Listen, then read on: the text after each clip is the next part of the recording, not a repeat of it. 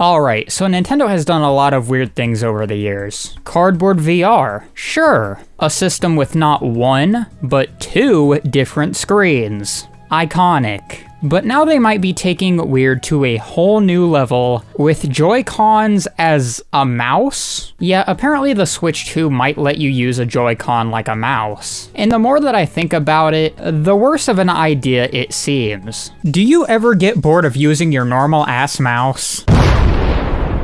Well, don't worry, because here we have the Nintendo Switch 2 Joy-Con. It's very ergonomic, very comfortable, and this controller gives you immense aim-improving skills in Splatoon 4. Do note that with prolonged use of this product, your hands may start to cramp. If your hands start to cramp, stop using the controller. Let's start with the most obvious problem. The Joy-Con was never designed to be used like a mouse. And I mean never. First, the button placement is completely wrong. On a mouse, the buttons are conveniently on top, and your fingers naturally rest on them. On a Joy-Con, the majority of the buttons are on the side, which means you either have to hold it in a weird claw grip or fumble your fingers around constantly. Then there's the triggers. Now, a normal mouse has a crisp, tactile click. When you press it, you know exactly when it activates. Joy-Con triggers, on the other hand, are, well, they're soft. They're mushy. It's like trying to game on a marshmallow. And let's not forget that the Joy-Con doesn't have a scroll wheel. Think about how often you use a scroll wheel when navigating menus, web pages, or even browsing your game library on a PC. Without one, how is this even going to work? Alright, let's say for some reason you're really committed to making this work. You're determined to use a Joy-Con as your mouse. Well, here's the next big issue. You're going to need a flat surface for it to work properly. This to me completely kills the idea of the Nintendo Switch Anywhere concept. You can't just use the mouse mode while lying on your couch or sitting on a bed. You're going to need a desk. And at that point, why not just use an actual mouse? A real mouse allows for super quick, precise movements. Joy-Cons, however, might have input lag, especially if they're being used wirelessly.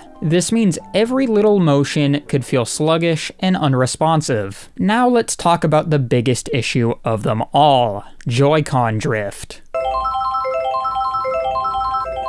We already know Nintendo has a terrible track record with Joy-Cons and drift, and now they want us to rely on them for precision movements? Drift is already annoying enough in games, but imagine your mouse just randomly moving on its own while you're trying to click something. And even if Nintendo claims they've fixed Joy-Con drift, we've heard that before. We've had firmware updates, supposed improvements, and yet Joy-Con drift is still a massive issue years later.